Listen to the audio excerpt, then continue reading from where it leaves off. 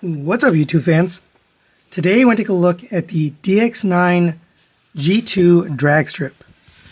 Yes, his third-party name is the actual name of this character. This was one of the last figures that DX9 put out.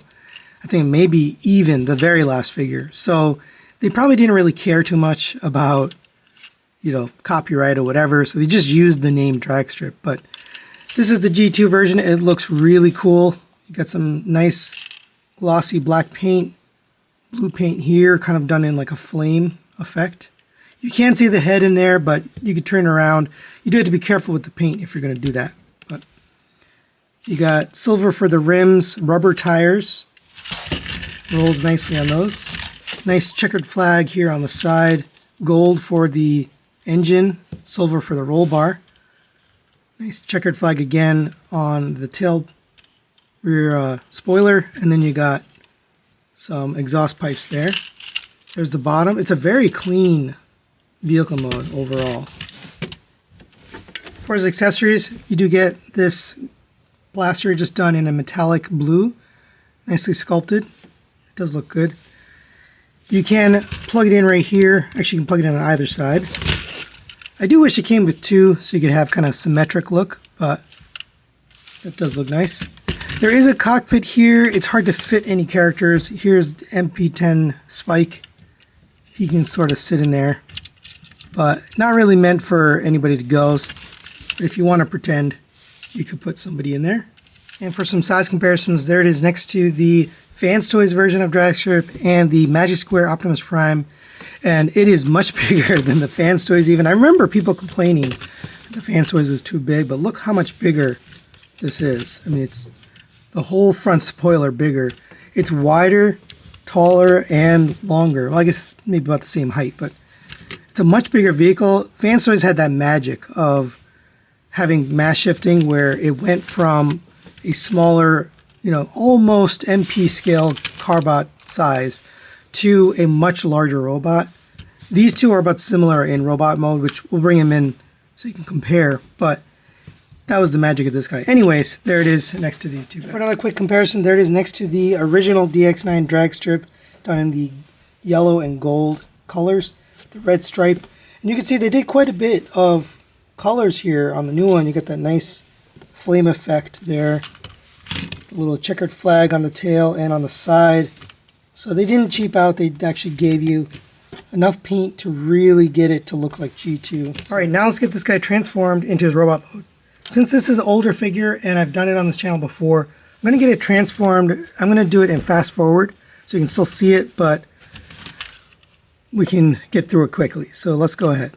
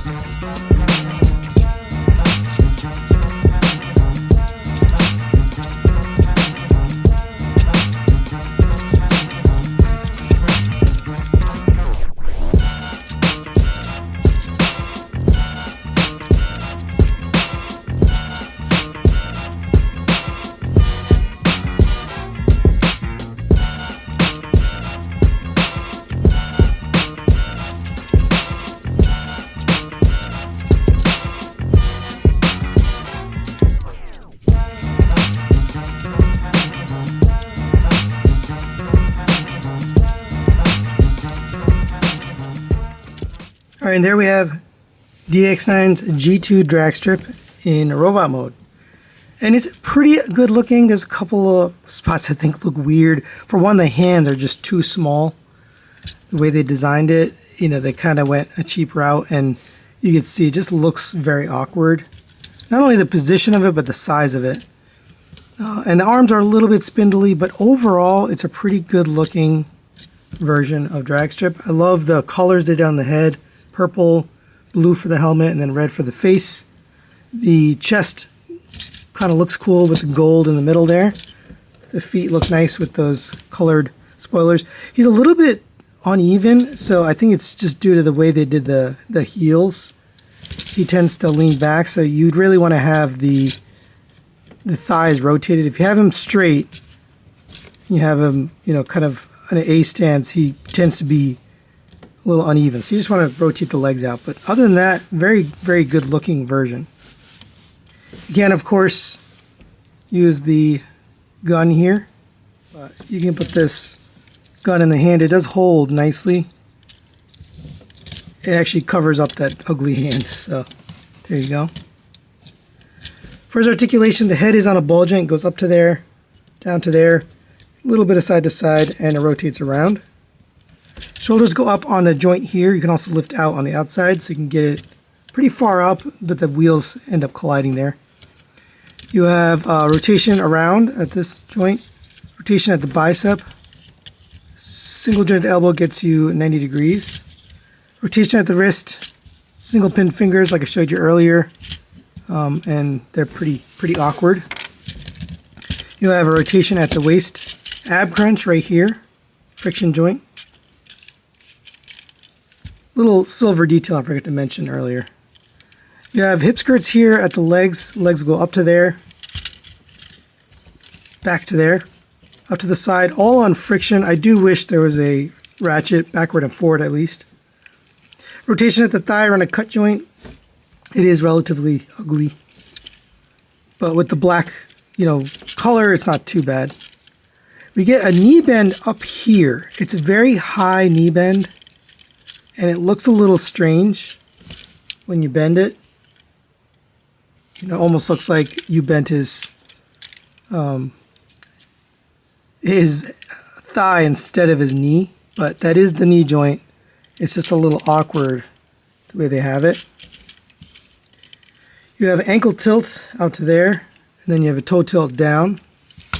And for a quick size comparison, there it is next to the Fans Toys version of Dragstrip and the Magic Square version of Optimus Prime. And he's about the same size if I straighten up Fans Toys here. Maybe a little hair taller than the Fans Toys. But in robot mode, they're very similar in terms of their height. So final recommendations on the DX9 G2 Dragstrip. I'm going to recommend this. I'm going to give a 4 to 5. It is a soft 4, but it is going to be a recommendation. The G2 deco is really well done. There's some nice paint on it overall. They got the color right, and I think it looks pretty good in vehicle mode. Robot mode is a little bit awkward, the knee bend, and it's not any different than the first one they made, the G1, but the knee bend is a little bit high. The ankle, the length of these heel spurs could have helped balance them a little bit better, and then the hands are super awkward and very oddly sculpted, but those are just minor aesthetic complaints for me. As far as functionality, it really does look good. It works, it transforms relatively easily, and overall performs the function. If you're looking for a G2 Dragstrip, this is a really good version. There also is the X-Transbots version. I'm not going to do a comparison between these two. I think I did it a long time ago, but that's it for today. Thanks for watching. We'll see you next time.